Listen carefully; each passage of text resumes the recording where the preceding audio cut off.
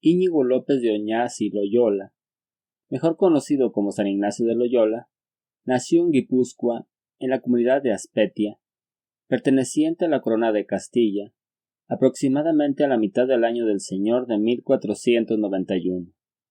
Vivió una época muy convulsa y difícil, en la que los conceptos de Dios y de la humanidad sufrieron grandes cambios, pues a él le tocó vivir el esplendor del Renacimiento, en donde la modernidad comenzó a germinar junto a la ciencia, pero también la peligrosa idea de que el ser humano es el centro de todo, dejando a Dios a un lado, dando paso en el futuro a las filosofías modernas que al final terminan alejando de Dios y quitando la dignidad al ser humano. También le tocó vivir a la par de estos avances el cisma de los protestantes, en el cual comenzaron a cuestionar la legitimidad de la autoridad papal, lo que causó un terrible mal, pues Jesucristo jamás ha querido la división en su iglesia. Pues, ¿qué buen padre desea ver a su familia dividida? Ahora bien, Íñigo de Loyola nació en una familia de mala fama, como eran los Loyola, que tenían reputación de violentos, pendencieros y de falta de orden. Por lo tanto, su infancia y juventud la vivió muy mundanizado. Fue ayudante y después escribano de un contador llamado Juan Velázquez de Cuéllar, en el cual pasó buena parte de su adolescencia y juventud en esos menesteres. En 1517 su patrón, el señor Juan Velázquez, partió mejor vida, y ante esto la esposa de él le dio un dinero a Íñigo de Loyola y también unas cartas de recomendación para que fuera a servir al duque de Nájera llamado Antonio Manrique de Lara, que era virrey de Navarra. Íñigo tenía fama de buen trabajador y comportamiento en la corte, por lo que el virrey le otorgó el nombre de gentilhombre. Los gentilhombres se dedicaban a servir a los reyes o virreyes de forma más personal. Se encargaban de ayudar en los aspectos del trato y de las formas, pues los gentilhombres eran los caballeros con más educación y porte de la corte. Las comunidades de Castilla tenían muchos conflictos entre sí. En 1520, la villa de Nájera se rebeló contra el virrey Antonio, por lo que Íñigo de Loyola tomó parte en la expedición que sometió con éxito a los rebeldes, portándose como un caballero, evitando las malas prácticas propias de los soldados vanagloriados como la rapiña o el mal comportamiento. En 1521, el rey Francisco I de Francia apoyó a Enrique Albret, que aspiraba al trono de Navarra. El virrey Antonio naturalmente se opuso, por lo que salió a Navarra a buscar apoyo, dejando a los principales dirigentes a cargo. Entre ellos se encontraba Íñigo de Loyola. Hubo muchos problemas desde el principio, pues a Enrique Albret lo apoyaban los franceses. Así que a Íñigo y a los demás pronto se vieron superados en número y velocidad, por lo que muchos de los que apoyaban al virrey Antonio se rindieron. Íñigo, como todo buen soldado, no se rindió, y prefirió defender su posición en el castillo de Pamplona. A pesar de que la ciudad ya estaba conquistada, y los diputados y gobierno ya habían reconocido a Enrique Albret como el nuevo virrey. Pero Íñigo, el soldado fiel, no se iba a rendir, por lo que defendió con valentía el castillo, que en ese momento estaba en construcción. Se dice que el lunes 20 de mayo de 1521, una bala de cañón hecha de piedra le quebró una pierna y le lastimó la otra, dejándolo malherido. Ese sitio, aún el herido, duró un par de días más.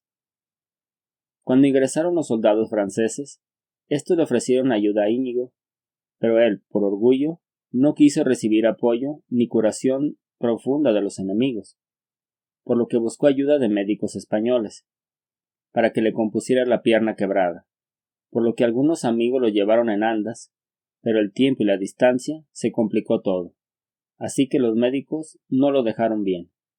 Tan así fue que se notaba que su andar estaba disparejo. Él, con mucha vanidad y valentía, a ver que no soldaron bien los huesos, le pidió a otro médico que le quebrara la pierna y se la volviera a colocar. Pero aunque mejoró mucho, se dice que presentó toda su vida un ligero paso desnivelado al andar. Fue llevado a su casa, pero la recuperación fue larga y él se aburría mucho, por lo que a los de su casa les pidió libros de caballería para pasar el rato, pero no había ninguno de ese tipo, pues solo había libros religiosos. Así que, ante no haber más, particularmente leyó 2 libros, el de la Vita de Christi, o la vida de Cristo, de Ludulfo de Sajona, y el libro llamado Flox Santum, de Santiago de la Vorágine, que era un libro de vida de santos. En su biografía también menciona que estaba enamorado, pues tenía ideas de cortejar a una mujer que amaba, pero todo quedó en nada. Pasó el tiempo, pero al ver la realidad del mundo, es decir, al ver la flor frágil de la vida, lo complicado de la existencia, pues aunque el mundo lo atraía con facilidad, la realidad es que no lo llenaba. Pero las cosas de Dios, aunque en su primera impresión no le gustaban mucho, al final le llenaban el alma de paz, por lo que con el paso del tiempo, el amor de Dios fue más fuerte, por lo que decidió ir a Jerusalén como muestra de un nuevo comienzo. San Ignacio menciona que una noche se despertó y se le apareció la Virgen María con el niño Jesús en sus brazos, que le consoló muchísimo. Ante este nuevo cambio de vida, después quiso entrar al monasterio de Santa María de las Cuevas de la Orden de los Cartujos, que al principio esto lo rechazaron, pues pertenecía a la familia de Loyola, y como antes lo habíamos mencionado, era una familia de mala fama, por lo que pensaban que él era un mal elemento. Ante esto y con el paso del tiempo, San Ignacio ya no quiso entrar en la orden y decidió tener otro nuevo rumbo de vida. En 1522, a la edad de 31 años, decidió ir a Jerusalén, pero en ese tiempo se necesitaba el permiso del Papa para poder ir. Duró casi un año para lograr su cometido, pues viajó por diferentes partes para llegar a Roma. En el camino regaló todo lo que tenía a un pobre, vivió como un mendigo en diferentes partes, pero siempre la providencia de Dios le ayudó mucho, ya que siempre encontró benefactores que le ayudaban.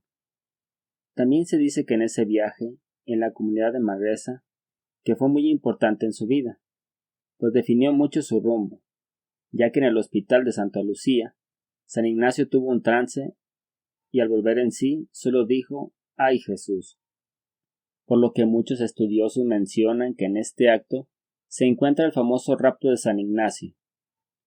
También en la iglesia de San Pablo de esta misma comunidad, tuvo una experiencia mística en donde se reveló mucho conocimiento, llamando este acontecimiento como la ilustración de Cardenera.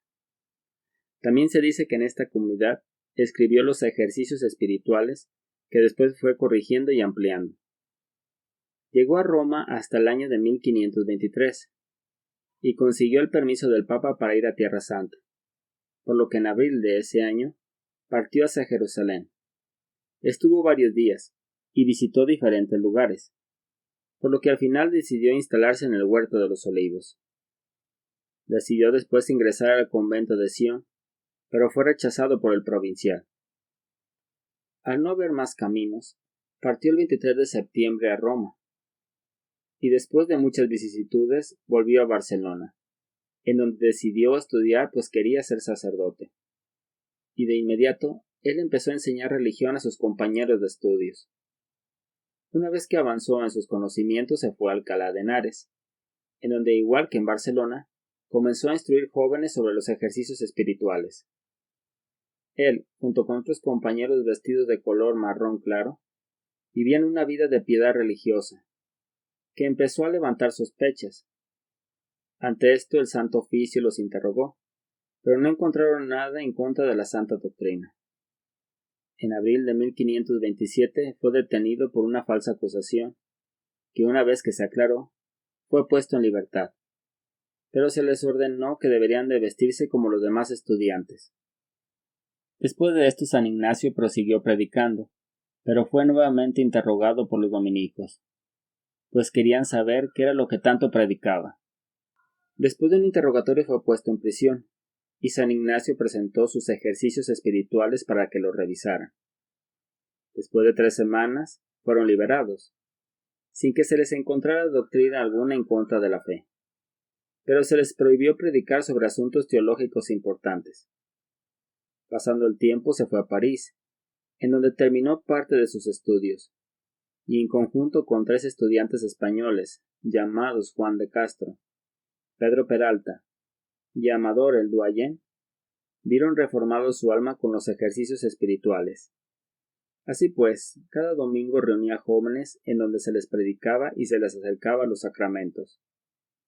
Hasta que el día 15 de agosto de 1534, el día de la Asunción, San Ignacio y sus compañeros se reunieron en la capilla dedicada a la Virgen de Montmartre, y con la ayuda del sacerdote Pedro Fabro, hicieron un voto de servicio al prójimo y de pobreza, o también el de ir a Jerusalén o a peregrinar a donde el Papa lo viese más conveniente.